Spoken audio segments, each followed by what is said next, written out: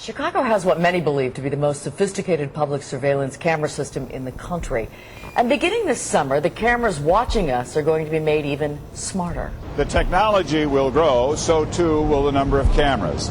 But ultimately, how many cameras will we need? At what cost? And how effective are they in fighting crime? The law, unfortunately, hasn't caught up with the technology, and that's what we need to make sure happens. As long as we're behaving ourselves, shouldn't we not worry about what law enforcement is doing?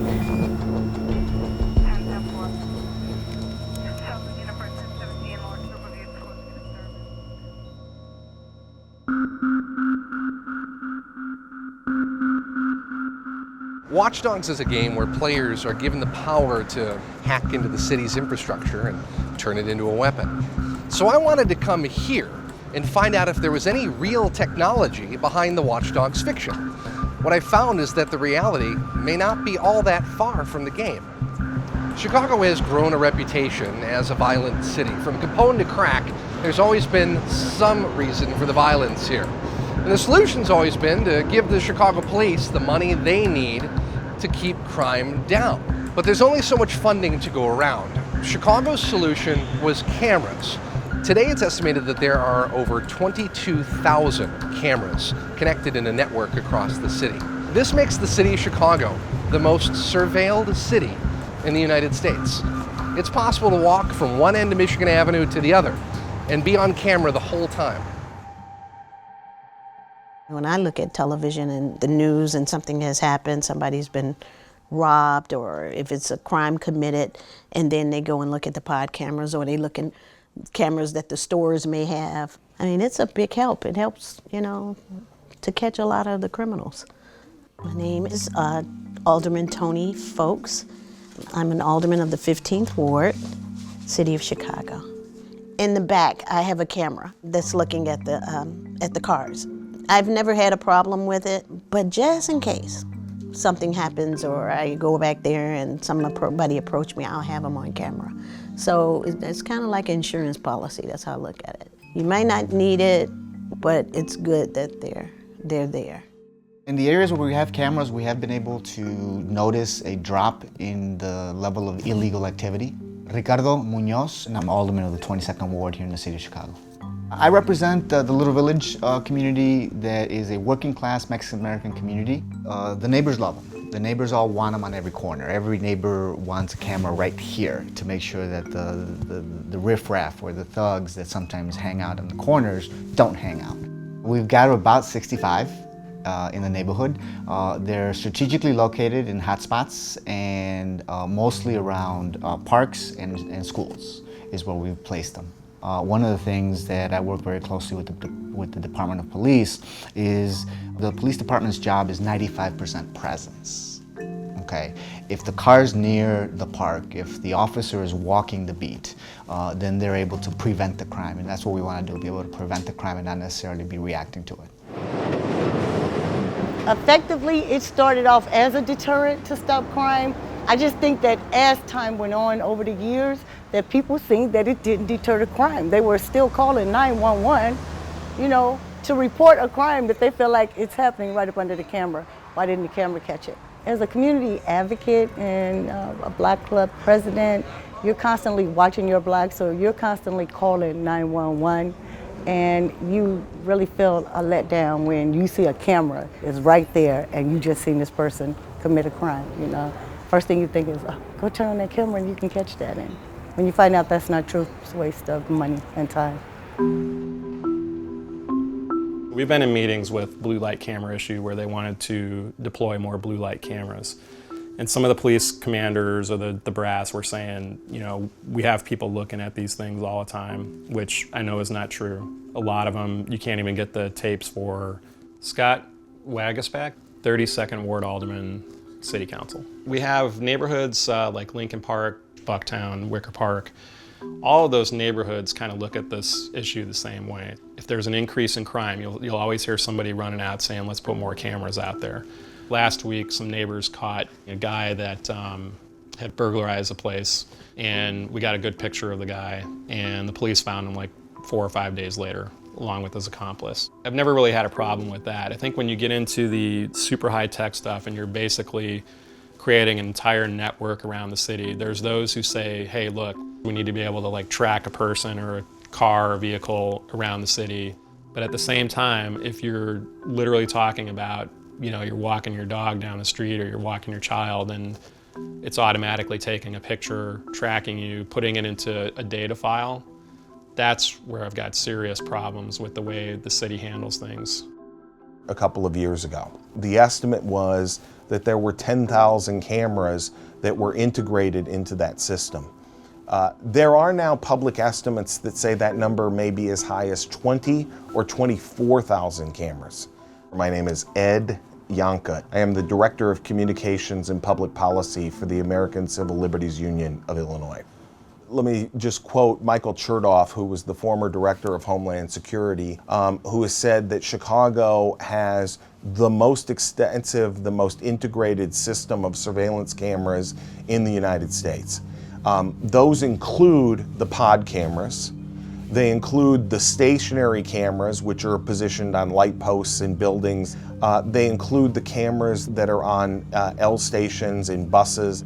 And they also include a significant number of private cameras that have now been integrated into the city's surveillance system. When it gets to be a little too much, and I'm not sure what too much is, it's an intrusion on your privacy, basically. You probably saw in the last few weeks, a couple of aldermen came out and were saying, hey, we should have drones flying around Chicago. And I tweeted back, I was basically, that's nuts. Drones in Chicago to fight crime is just over the top. You know, and that's, again, that's that next level of invasion of privacy that a lot of people, I think, would fight back against in the city.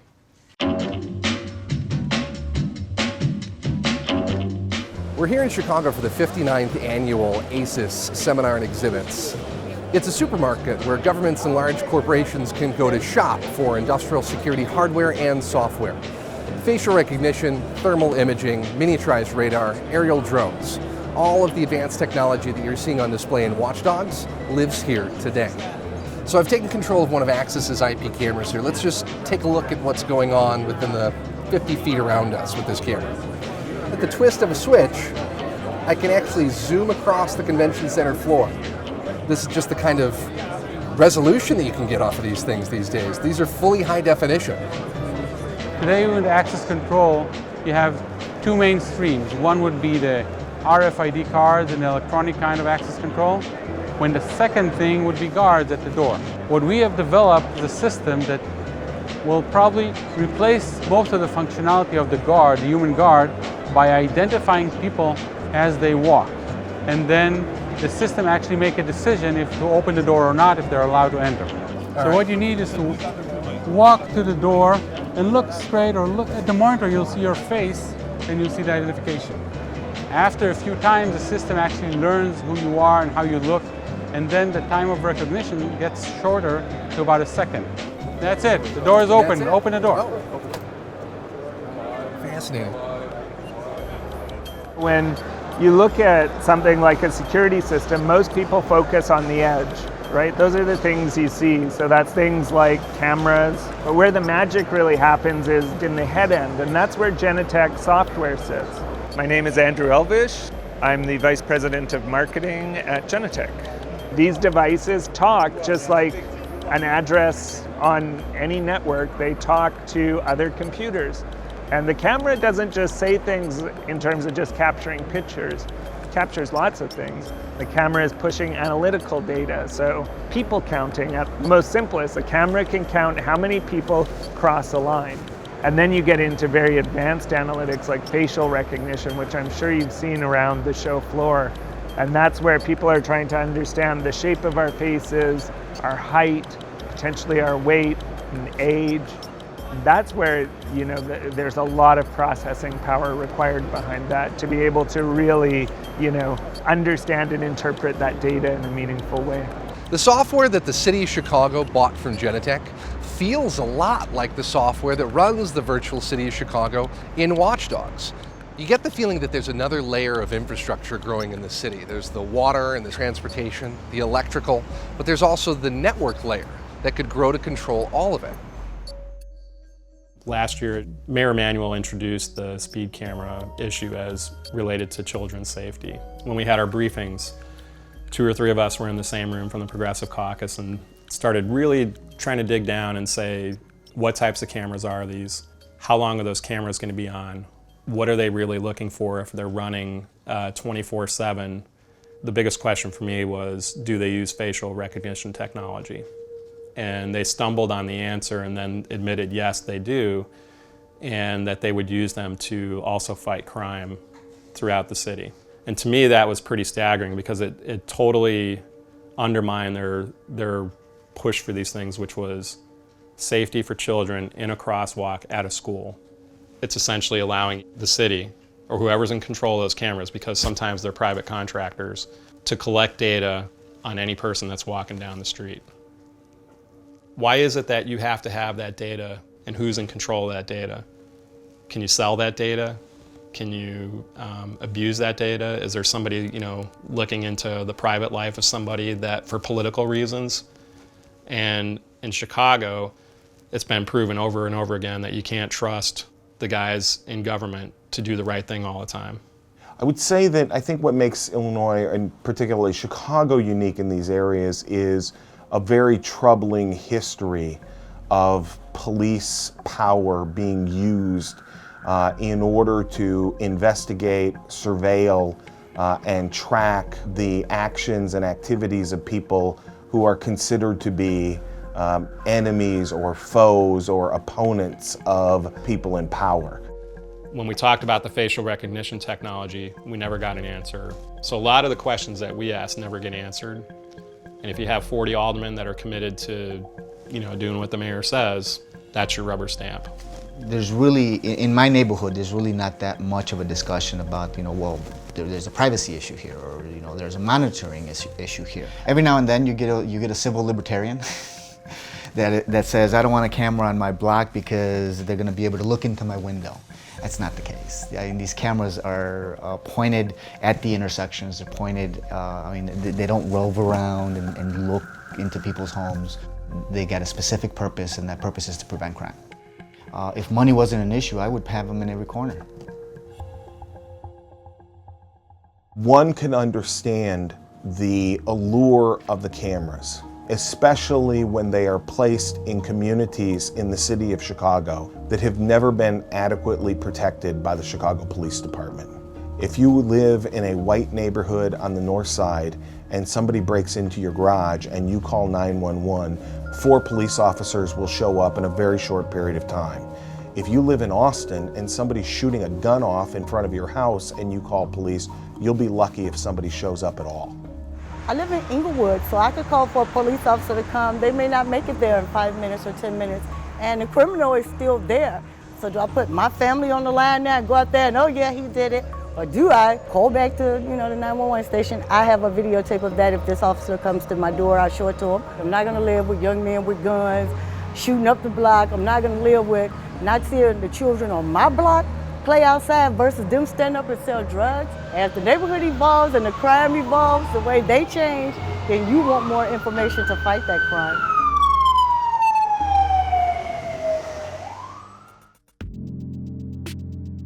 What do you personally think about your own privacy when you're walking down the street and your products are all around you, capturing you every day? Quite honestly, I don't. It doesn't bother me. It never has. When you live in a city or you live anywhere, you should have an expectation of personal safety. Now, the fact that there is data on a server that may have tracked me and there may be intelligence based on, where I move through a space, and that's the reality of living in a modern world. And it is what it is. There's no question that there's a level of acceptance and resignation about the amount of surveillance that's conducted in the city of Chicago. I think there's no doubt about that. I don't know about it changing. It is likely that the cameras are here to stay, and so therefore we ought to know how they're being used, we ought to know when they're abused, and we ought to know that there are a set of rules in place that everybody clearly understands that protect the privacy of the people whose images are captured on those cameras every day. The Chicago Police declined to be interviewed for this feature. They've put out a lot of numbers that say that their strategies are working and that this kind of surveillance is beneficial. We don't know if Watch Dogs is going to be a good game, but the issues it's raising are important to the future of Chicago and to the future of everyone who's interacting with technology on a daily basis.